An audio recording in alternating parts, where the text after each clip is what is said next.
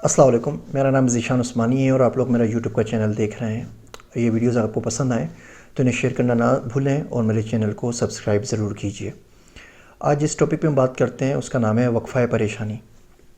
देखिए, होता यूँ है कि हम सुबह उठते हैं और कोई SMS गलत आ जाता है, कोई बॉस की बुरी ईमेल आ जाती है, कोई शख्स कोई गलत कमेंट लिख देता है फेसबुक के ऊपर या लिंक्डइन के ऊपर, घर में कोई नाचाकी कोई ऐसी बात हो जाती है और उसकी वजह से पूरी तबीयत आपकी तकद्दुर हो जाती है और सारे के सारे काम आपके ख़राब होते हैं। पूरा दिन आप चिड़चिड़े रहते हैं, आपका मूड ख़राब रहता है, आप उसी परेशानी के बारे में सोचते रहते हैं और आपकी प्रोडक्टिविटी ज़ीरो हो जाती है। इस मसले से बचने का एक आसान सा हल ये है कि अपने दिन के अंदर 24 घंटों के अंदर आप एक वक्त मुकर्रर कर लीजिए, मुतय्यन कर लीजिए, जिसका नाम रख दीजिए वक्फ़ा परेशानी। मिसाल के तौर पे रात 9 बजे से लेकर 10 बजे तक। अब ये वक्त वो होगा जिसमें आप दिन भर की परेशानियों को डिस्कस करेंगे। अपनी अहलिया के साथ कर लें, अपने बच्चों के साथ कर लें, माँ बाप के साथ कर लें, कोई नहीं है, अपने आप से खुद बैठ के अपने आप से बात कर लीजिए।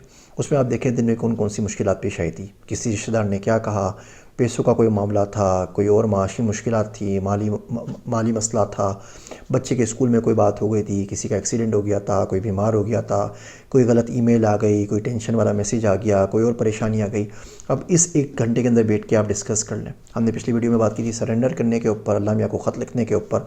वो भी आप काम कर सकते हैं कि आप सरेंडर कर लें, अल्लाह को ख़त लिख लें, अल्लाह से डिस्कस कर लें, अपनी बेगम से डिस्कस कर लें और तमाम परेशानियों को वहाँ पे कर लें। अब पूरे दिन में कोई परेशानी आई, आपने डायरी उठानी है और डायरी में लिख देना है कि ये मसला है और इसको मैं इस टाइम के ऊपर डिस्कस करूँगा।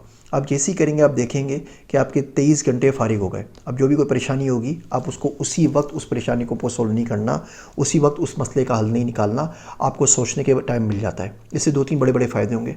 पहला फ़ायदा तो आपको ये होगा कि आपको परेशानी का उसी वक्त सोल्यूशन नहीं देना, तो आपको सोचने समझने का टाइम मिल गया। इसका मतलब ये हुआ कि उस खबर को सुनने के बाद अगर आप गमगीन थे, आप बहुत ज़्यादा खुश थे, आप बहुत ज़्यादा परेशान हो गए थे, आप बहुत ज़्यादा गुस्से में आ गए थे, तो इन तमाम जज्बात का किसी हद तक मदावा हो जाएगा इन अगले 23 घंटों के अंदर, अगले 10-12 घंटों के अंदर, जब तक वक्फ़ा परेशानी का टाइम नहीं आता। और आप सोच समझ कर किसी आकिल व बालिग शख्स की तरह किसी जज्बे से मगलूब हुए बगैर उसका सोल्यूशन निकाल सकते हैं। दूसरा काम ये होगा कि आपका बकिया पूरा दिन फारिग हो गया। अब आपको उसके बारे में नहीं सोचना, उसके बारे में परेशान नहीं होना और फोकस रह के जो काम आप कर रहे हैं वो कर सकते हैं। तीसरा बड़ा फ़ायदा ये होगा कि इसमें आप कंसल्टिंग कर सकते हैं, मशवरा कर सकते हैं और मशवरा करना सुन्नत भी है।